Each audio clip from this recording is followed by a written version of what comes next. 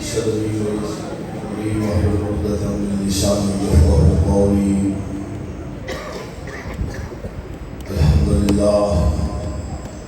لله الذي لا مانع لحكمه ولا ناقض لقضائه، والصلاة والسلام على سيد أنبيائه وسند أوليائه وأحبابه المعاندين لأعدائه. أما بعد فأعوذ بالله السميع العليم من الشيطان اللعين الرجيم.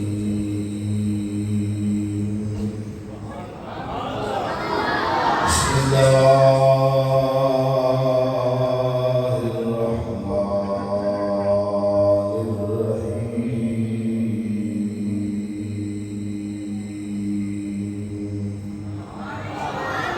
لقد من الله على المؤمنين إذ بعث فيهم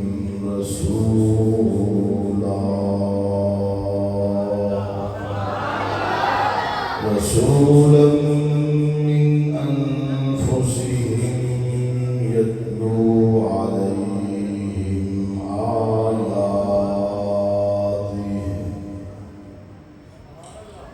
آياته ويزكيهم ويعلمهم الكتاب والحكمة وإن كانوا من قبل لفي ضلال مبين.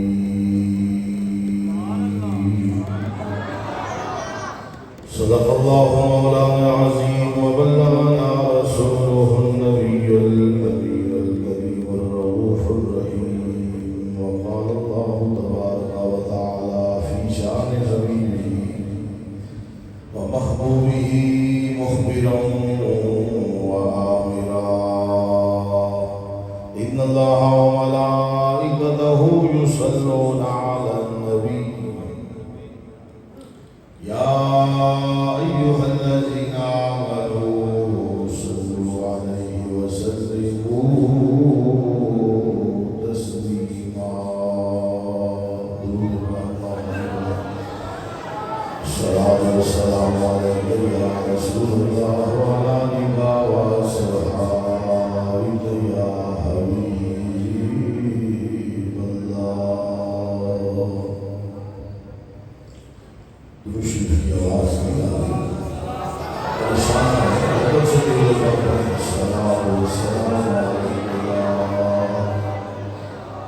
سیدی یا رسول اللہ وعلی آلک وصحبہ یا حبیب اللہ.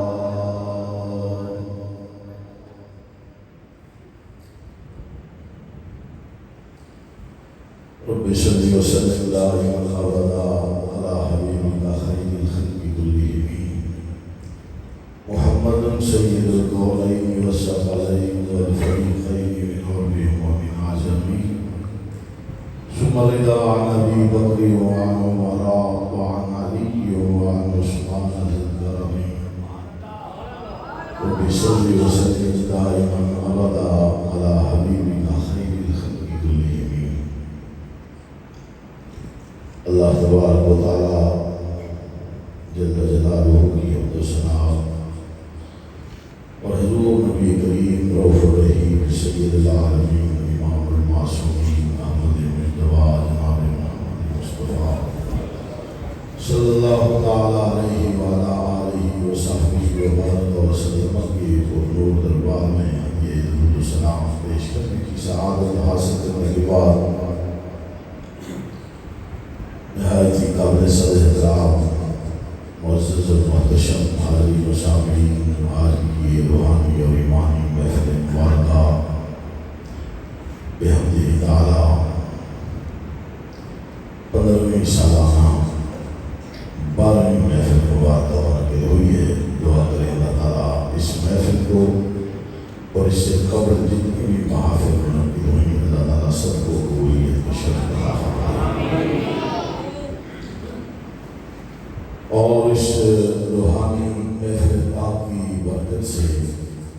رب العالمین ہم سب کی بخشش اور مغفرت فرمائے اور قیامت میں ہم سب کے لیے ذریعہ نجات اور باعث شفاعت فرمائے۔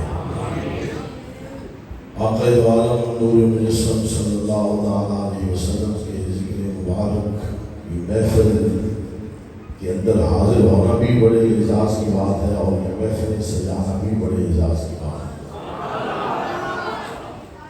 جنہیں اللہ رب العالمین نے یہ توفیق عطا کی ہو کہ وہ محفل سجا سکتے ہیں، میزبان کی تواضع کر سکتے ہیں، تو ان کو اس سے بڑا کار خیر اور کیا ہوگا کہ جس کی برکت سے اللہ کے محبوب خوش ہو جائے۔ اور لوگوں کو یہ انتظار رہتا ہے کہ کس کار خیر میں ہم شریک ہوں، کس اچھے کام میں ہم حصہ لیں۔ اس سے اچھا کام اور کیا ہوگا؟ اس سے اچھا کام نہیں سمجھتے؟ ایک بیوقوف مجھے کہنے لگا کہ جتنا پیسہ ان محفلوں پہ خرچ کیا جاتا ہے کسی غریب کی مدد کر دی جائے، تو میں کہا بیوقوف 75,000 کا موبائل تیرے بوجھے بچے وہ سوچے تیرے غریبوں کا خیال کوئی نہیں آیا۔ تو سرکار کے ذکر کی بات آتی ہے، حضور کے نام پر سجنے والی محفل کی بات آتی ہے، تب تمہیں غریب یاد آتے ہیں۔ یا قربانی کے موقع پر جب قربانی کا وقت آتا ہے، اللہ کے نام پر جانور ذبح کیا جاتا ہے، اس وقت غریب یاد آتے ہیں۔ جب سارا سارا یشیاں کرتے ہو تب تمہیں اس وقت غربا کی یاد کیوں نہیں آتی؟ حضرت امام حسن بصری رضی اللہ تعالیٰ عنہ اجلہ صوفیاء میں سے ہے اور خلفائے مولا کائنات میں سے ہے۔ حضرت علی المرتضیٰ شیر خدا کے اجلہ خلفاء میں سے امام حسن بصری ہیں۔ آپ سے کسی نے پوچھا کہ حضور کے ذکر کی محفل سجی ہو، محفل میلاد منعقد کی گئی ہو، اس پر کتنا خرچہ کرنا چاہیے، کتنا پیسہ اس پر لوٹانا چاہیے، کتنا مال خرچ کرنا چاہیے؟ امام حسن بصری فرماتے ہیں لو کان علی جبل احد ذهبا لانفقته على قراءة میلاد النبی۔ آپ نے فرمایا اگر میرے پاس احد پہاڑ جتنا سونا ہو اور وہ سونا میں سارے کا سارا مصطفیٰ کے ذکر میلاد پر خرچ کر دو، مجھے سے بڑی سعادت کوئی نظر نہیں آتی۔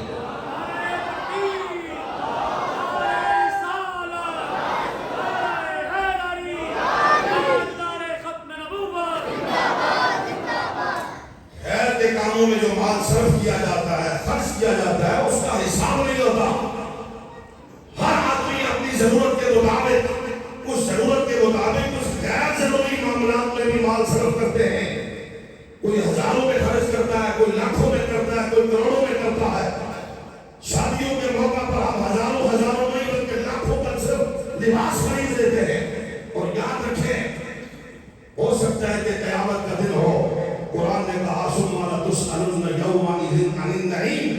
اے دنیا میں رہنے والوں، تمہیں جو رب نے نعمت عطا کی ہے، ہر نعمت کا تم سے سوال ہوگا، حساب ہوگا، بڑا حساب ہوگا۔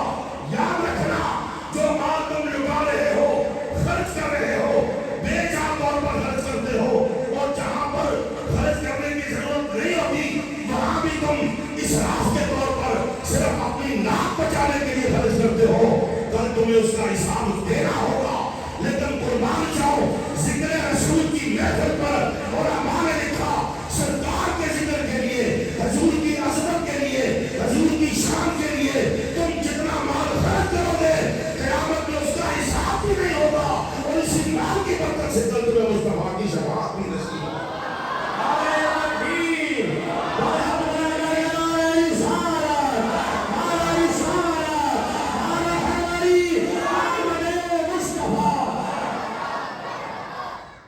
سرکار دو عالم صلی اللہ تعالیٰ علیہ وسلم کی اپنی سنت مبارکہ بھی ہے۔ بعض لوگوں کو شاید یہ خیال ہو کہ مولوی پیسوں کے لیے بات کرتے ہیں، میں نے کہا کرتے ہوں گے، کرتے ہیں اور کرتے ہوں گے، ہمیں ان سے کوئی سروکار نہیں ہے، لیکن آپ تو کرسی پر بیٹھ میری جگہ پر اور پڑھ قرآن اور پڑھ مصطفیٰ کا فرمان، دیکھا ہوگا تجھ پر میں سے سال کرتا ہوں۔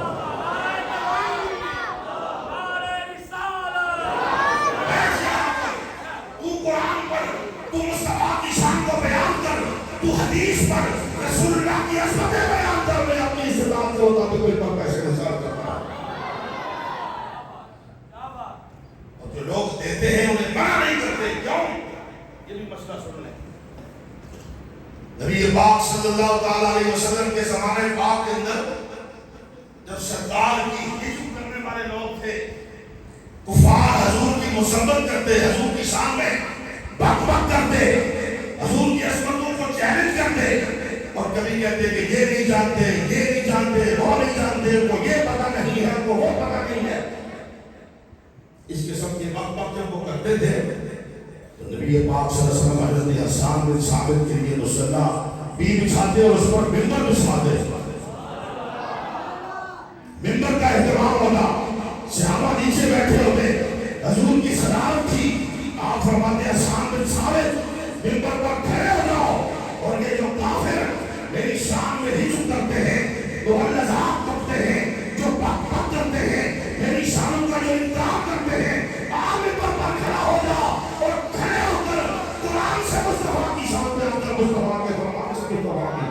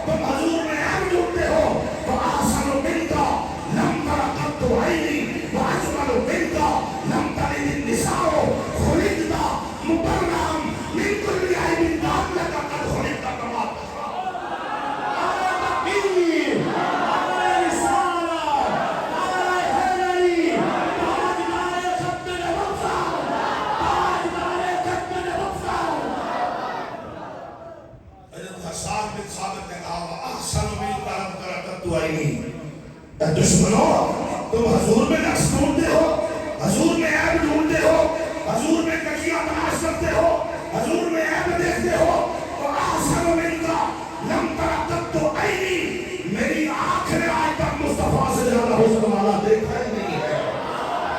اور اس پر دلیل دیتے ہوئے فرمایا وَأَحْسَنُ مِنْكَ لَمْ تَرَقَبْ تُ عَيْنِي وَأَجْمَلُ مِنْكَ لَمْ تَلِدِ النِّسَاءُ. اے اللہ کے حبیب، آپ کی شان یہ ہے کہ آپ جیسا حسین، آپ جیسا جمیل، آپ سے زیادہ حسن والا، آپ سے زیادہ جمال والا میری آنکھ نے کائنات میں نہیں دیکھا. دیکھ بھی کیسے سکتی ہے؟ رب نے کوئی ایسی مائیں پیدا نہیں کی جو محمد کا ثانی تک، کوئی مائیں پیدا نہیں ہوئی نہ قیامت تک ہو سکتی ہے. حضور جیسا لال پیدا کرے، اور آپ نے تو کمال کر دی. خلقت مبرأ من کل عیب، اللہ نے آپ کو ہر عیب سے بری فرما دیا ہے، ہر عیب سے پاک کر دیا ہے، ہر نقص سے آپ کو خالی کر دیا ہے. کأنک قد خلقت کما تشاء. یا رسول اللہ، میرا عقیدہ یہ ہے آپ کو رب نے اسی طرح بنایا ہے جس طرح آپ رب کو کہتے رہتے ہیں. جس طرح آپ نے چاہا، رب نے آپ کو آپ کی چاہت، آپ کی منشا، آپ کی تمنا کے مطابق بنا دیا ہوا. معمولی بات نہیں ہے. آپ نے صرف سن لیا اور سبحان اللہ کہہ دیا. اس پر سبحان اللہ کہنا بھی چاہیے کہ سرکار کی جب شان بیان ہو، عاشقوں کا یہی طریقہ ہوتا ہے کہ حضور کی شان کا استقبال تھوڑے دل سے کیا کرتے ہیں. آپ نے کیا عقیدہ بیان کیا کہ میرا عقیدہ یہ ہے، ساری کائنات کے لیے اصول قرآن نے بیان کیا. کیا حسان بن ثابت صحابی رسول کو قرآن نہیں لاتا تھا؟ وہ قرآن کا مطالعہ نہیں کرتے تھے؟ وہ قرآن نہیں پڑھتے تھے کہ هو الذی یصورکم فی الارحام کیف یشاء؟ قرآن نے کہا یہ رب کی شان ہے، یہ رب کی عظمت ہے. وہ جس کے لیے جیسی صورت چاہتا ہے وہ اپنی چاہت کے مطابق ہر انسان کو صورت عطا کرتا ہے. یہی وجہ ہے جو بہائے اسلام نے لکھا کہ کسی کی صورت پر کلام کرتے ہوئے اس کی صورت کو برا نہ کہو، صورت پر کلام نہ کرو. کسی کی صورت جیسی بھی ہو یہ سمجھو کہ یہ صورت اس کی نہیں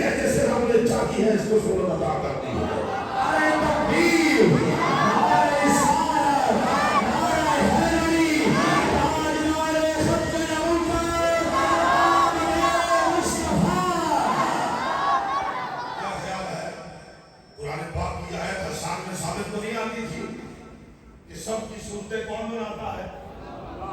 صورتیں کس کے دستے قدرت میں ہیں؟ شکلیں کون ادا کرتا ہے؟ اور حسان بن ثابت کیا کہتے ہیں؟ کاننا قد خلقت کما تشاء. صحابہ کی موجودگی میں کہہ رہے ہیں، حضور کی موجودگی میں کہہ رہے ہیں، اور سرکار بھی منع نہیں فرما رہے. اور یہ اصول یاد رکھیں، جو کام سرکار کرے وہ بھی سنت، جس کا کہے وہ بھی سنت، جو حکم فرمائے وہ بھی سنت اور حدیث، اور جو کام حضور کے سامنے ہو حضور منع نہ فرمائے اسے بھی سنت کا درجہ دیا جاتا ہے، اسے بھی سنت کہا جاتا ہے، اسے بھی تائید رسول حاصل ہوتی ہے.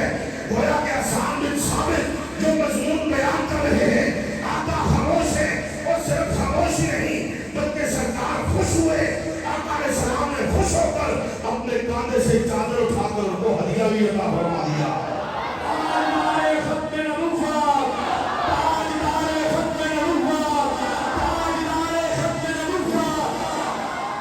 ہدیہ بھی عطا فرمایا، چادر بھی عطا فرمائی.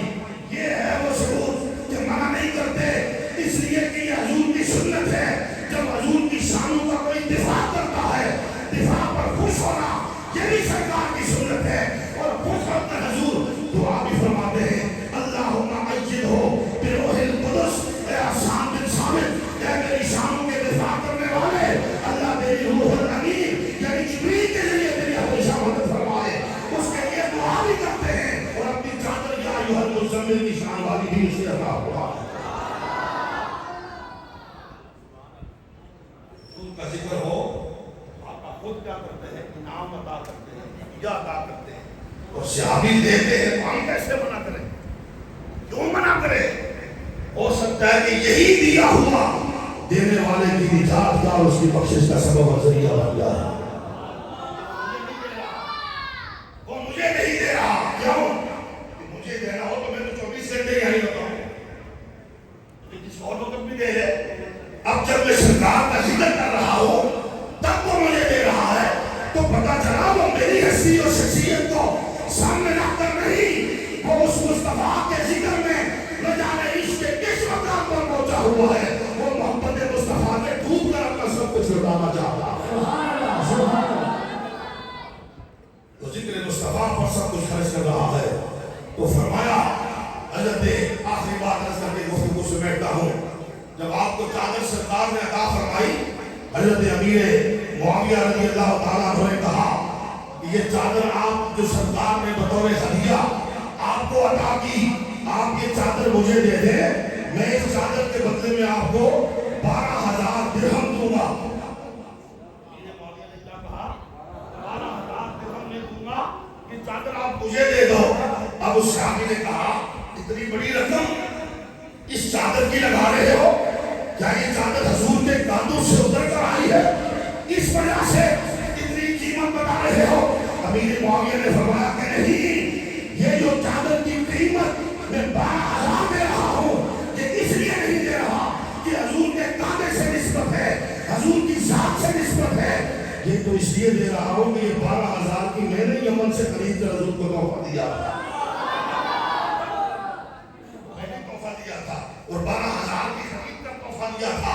اور لے اس لیے رہا ہو کہ جب میں دنیا سے چلا جاؤں میں وصیت کروں گا کہ مجھے کفن دینے کے لیے کوئی مہنگا کپڑا مت لانا، محمد کی چادر میں مجھے کفن کر دے.